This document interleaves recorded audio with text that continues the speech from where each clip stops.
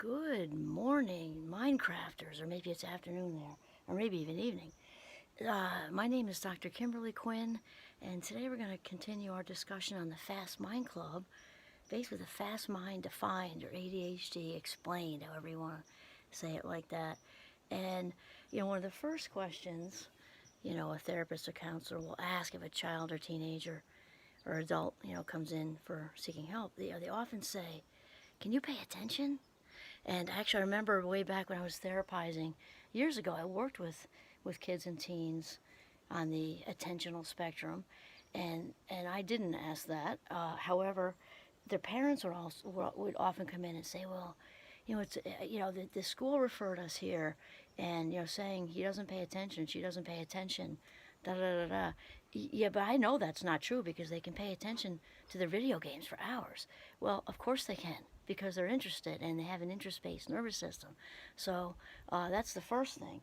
And so really what it is, what ADHD is, we don't like the word because disorder is a stupid word. It's a shame word. It should just be deleted from all languages across the globe.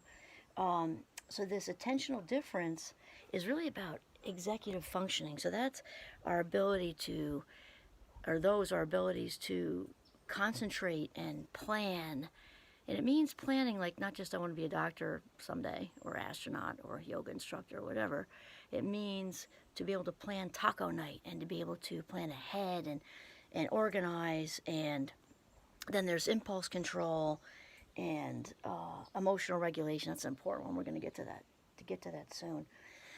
And also, it's important to know that we in the Fast Mind Club are motivated way differently from how, the neurotypical world is motivated. And we live in a neurotypical world for the most part, unless you want to get into the deep philosophical idea. Is anybody really neurotypical? I don't know. But we'll just say non-ADHD folks. And we kind of all living and residing and following the neurotypical owner's manual, which doesn't work for us in the Fast Mind Club. And definitely when it comes to motivation, because the majority of the neurotypical world is motivated by three things, which are importance, rewards, and consequences. Like, it's got to be important. There's something in it for us, some kind of payoff, reward, and some kind of consequence if we don't follow through on said task, right? And this goes all the way up through to, grown-ups, with being in the workplace and maybe the partners' requests and things like that, because we are operating on an interest-based nervous system. And so we can know it's not like we don't know that it's important. ADHDers are intelligent. We get that it's important. It's to you. It's just hard to, and we get that it maybe should be. I don't like that word "should" at all. It should be important to us, so we get that cognitively. It just doesn't. There's no spark with that, and the rewards, because we are motivated intrinsically, not extrinsically, and that's a great thing in many ways. We talked about passion, a few episodes ago, because we are very passionate people. We're very passionate. And the whole thing with being interest-based, we get a lot of, flack for that. We're called immature. Why can't you just grow up? Not everything can be interesting. Well, true, we can add our own interesting spin to it with our incredible imagination. But we get a lot of shame for that. And the flip side of that is we are also happy campers when it comes to, often when it comes to doing our jobs, careers, or callings, because we don't know how to not follow our passion, because we're interest-based. It's all we really know how to do, or tasks or things like that. So that can cause issues for us, and can and is a huge gift. So it kind of can swing both ways. So those, interest, rewards, and consequences is not going to work for the Fast Mind Club because they're interest-based. We often also talk about hyperactivity with the ADHDers, and not everybody has the H. I have the H, in case you can't notice. I've always had the H. And however, in general, I think it's about 25% of kids, that's a shout out to William Dodson, definitely, ADDitude. 25% of kids and a mere 5% of adults show the H on the outside. I'm wearing it on the outside, the top, under my shoes, on the inside, everywhere. In my ears, I got the H. But typically for adults and many kids, the H is internal. So we have a lot of restlessness on the inside. So it's kind of like if you're seeing the H on the outside, there's a whole lot of H going on the inside. And we're often met with negative as teens, as children, teens, and adults. And part of me wants to say especially as adults, because you're expected to not have the age, right? But really what it looks like and what people might say with that is, I have a hard time relaxing. Sometimes people say I feel tense all the time. Not necessarily anxious, that can go with ADHD, but doesn't have to. Feeling tense, feeling unable to relax, or at least, we've talked about this too, how relaxation looks for other people.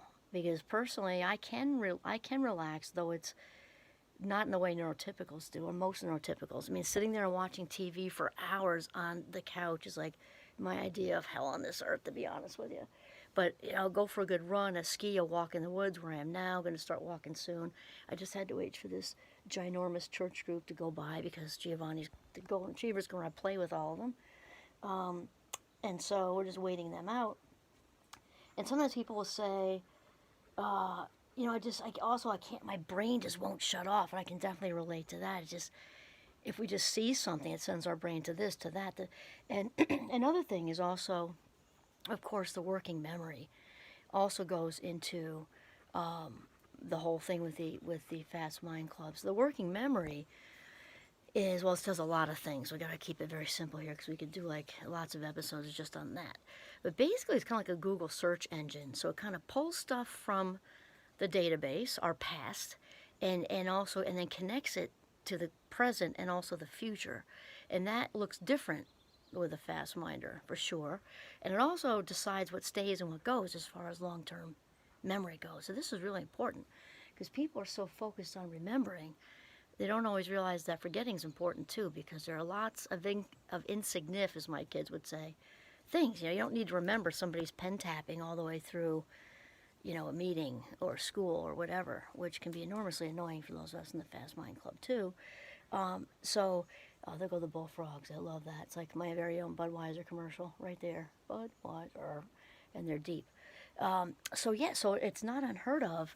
We all know about, the memory. We're missing a lot of pieces of memory sometimes. But then we'll come back with like as clear as memory can be, a crystal clear memory of something that was totally seemingly random to a neurotypical family member or friend. And like, we'll have all the deets on it. And it wasn't even important. It was, a chipmunk that ran across the banister and grabbed a nut and brought it all the way back. And we watched it for 15 minutes. But that's where our attention was. So we got it all down pat and things like that. So I mentioned we're very passionate people. So our thoughts and feelings reek of passion. They reek of passion. And way more so than the neurotypical populations. So that means that our happiness is usually more intense. Our excitability is more intense. Frustration, that's my hardest one. I've mentioned that. More intense, and this can also, for some, look like a mood disorder, which it isn't if you're in the Fast Mind Club. And most counselors and therapists are kind of trained to look for mood disorders way more than they are the sort of intensity of emotion that can happen with the Fast Mind Club, and it's way different. Mood disorders tend to take on a life of their own. They're their own thing. So they don't necessarily have to be elicited, brought about, whatever, by an event or circumstance. Whereas with the ADHDers, these are kind of, triggered by stuff going on in our lives. And that's where our mind goes, loaded with passion, and then we get sort of stuck in that. And it's not a mood disorder at all. It's an ADHD-related mood intensity. And that emotional regulation piece is part of executive functioning, which looks different in us. And so, actually, Thomas Brown, I didn't read anything of his recently, but I read him a lot. But he does a lot of work with this. And thankfully, I think I mentioned I sat next to him at a conference in Boston and had no idea that I was sitting right next to the keynote, which is kind of par for the course. But anyway, he's amazing because it's been more than him, but he's definitely a leader in it, sort of getting the emotional component of ADHD in the grid. Because for years, no one even took that into consideration. It was all about inattention and all about impulse control and and all the percentages of who's incarcerated with undiagnosed ADHD, And he helped get the emotional piece on the map. And remember, it's got some positives too, and there's a lot of tough parts, not only for kids and teenagers, but also parents, because we as parents, have to learn to kind of override those feelings of being stuck and frustration, whatever. It's really important. And, obviously for the kids, and that sort of, that additional pressure, because being a parent is obviously, at least for me, the most wonderful and amazing job on this earth. Oh my gosh, I mean, being a mother has been absolutely amazing. I'm still being a mother. Will be a mother forever, until I check out and go to my great reward, as my grandmother would say. And it's also a challenge, the most challenging job, because we've got 5 amazing young adults, and all very different spirits, and they all need to be nurtured differently. Okay, so with mood disorders, it's different. And so therapists, again, are not really we don't know about all. Those words don't exist in reality. Many are not trained, because people with ADHD are misdiagnosed constantly. I think I mentioned with kids, when I worked with kids with it years ago, if they came from somewhere else, I wouldn't even look in the folders to see what I see myself, and then we'll check it so I'm not primed and set up to think something. And many times they were diagnosed with ADHD, and it was really anxiety. And then you tap into what's going on in the house, and it's all this other stuff. Or the reverse. Sometimes I got a kid diagnosed with anxiety, and that wasn't it at all. And with adults, it's something like your average adult has been to at least 2 therapists before they actually, 2 or more, I think it's 2.3 to be exact. I think that's William Dodson too. Before they actually land with the right diagnosis. They usually go through at least 6 rounds of antidepressants before they actually get diagnosed with the right thing, and land and find their people with the Fast Mind Club. So it can look like lots and lots of different things.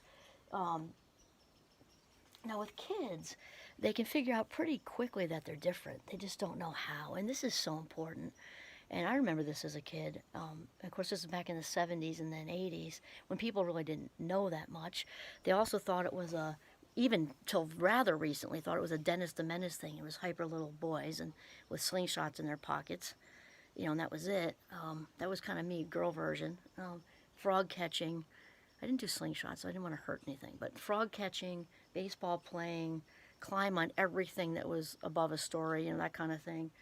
And now we know that just as many girls, roughly, it's hard to really fully estimate this, just as many girls, we're thinking, as boys, have it. It can look different. It doesn't have to look different, but it can look different. And it was basically these stereotypes and all the gender crapola that's going on out there that had us thinking otherwise. For example, girls can tend to be more the daydreamers. Boys can daydream too. Girls are maybe, though absolutely can have impulsivity. That's my number one. Though it tends to be more the boys who show up in the principal's office, yada, yada, yada. I'm sure you know all this stuff. I also had the inattention piece. I remember being in classrooms having no idea about my mind and what was going on. And actually, my memory currently is in high school, but I'm sure it went all the way trickle down. I remember, being actually interested for a brief moment in whatever it was, history. And then my mind would catch somebody walking outside the door. Maybe they had a great outfit on. Maybe they're just talking. Maybe they smuggled a good something out of the cafeteria, and I was hungry. And then I would just get lost in that. And before you knew it, the bell would ring. 45 minutes or however long a high school class is, gone. And I feel like I just got there. I feel like I just sat down. Gone. So girls can do that. Boys can do that. Obviously, anybody in between can do that. And that's just how it goes. Now with kids will figure out that they're different very early on, but they don't know why. And developmentally, kids are not able yet to separate themselves from their behavior. Even I know some adults that don't do that. So hopefully as grown-ups working with kids, we are able to separate the child from their behavior, because that's really important with our words. And when we talk about, actually I'm thinking of Carol Dweck right now and her work with mindset, and how it's so much better to do, to praise effort than it is to praise talent or what you're doing or not doing. It's an effort thing. And our words are huge.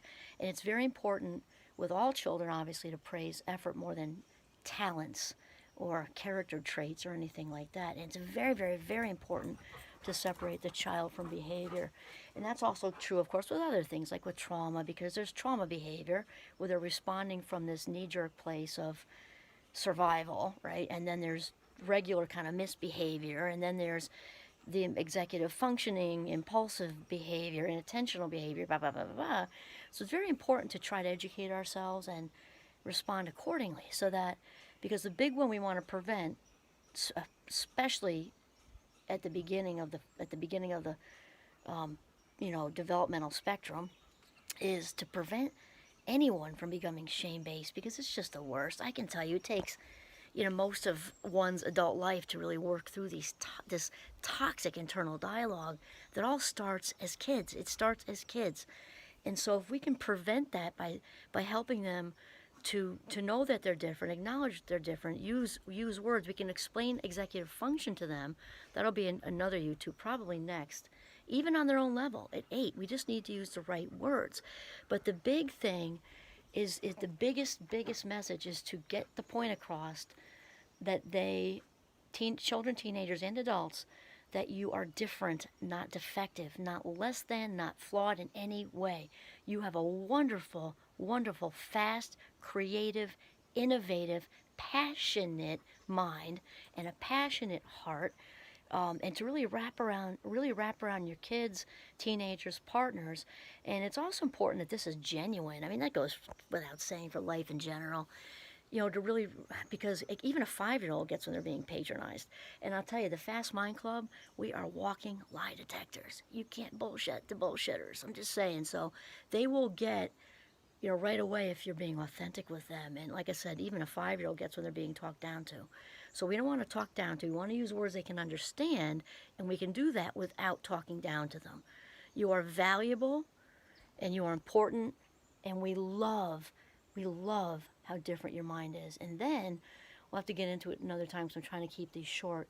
There are ways to teach executive function, and really what's most important to teach kids, again, next time video, this is like a, what do you call that? We'll just call it an appetizer, okay? Main course coming later for this one. It's more important to teach kids with ADHD how they learn differently, right? Because the content stuff will all happen. It's important that they get how they learn differently, not just that they're different. That just leaves them like, okay, and they tend to go to negative, and it's bad. We teach them, and then we also, of course, have talks with the teachers. If that's teenagers, same thing, especially if you're just coming into it. And if it's a partner, it's also very important to acknowledge with your partner, obviously on their own level as grown-ups, goes without saying, to really talk about how this applies to relationships, especially with whatever their strong, I don't like the word symptoms either, like how that looks like, how their ADHD, their fast-mindedness looks like. Because one partner might be more impulsive, which is a challenge. I'm not lying, okay? Not a big fan of lying anyway. And one might be more of a procrastinator. And that's the only symptom out of all of them, the only box not checked for me. And I attribute that to growing up in a very alcoholic home, because I was too nervous to wait till the last second. I knew I had to get it done myself. So there are other things playing into it. But anyway, the important thing is to prevent the shame, because being proactive with that, stopping all those harmful messages that then are internalized and ingrained like in the hard drive, and they affect every single aspect of what we do. Going out for sports teams, later on in the job market, worrying that you're talking too much. It just goes on and on and on.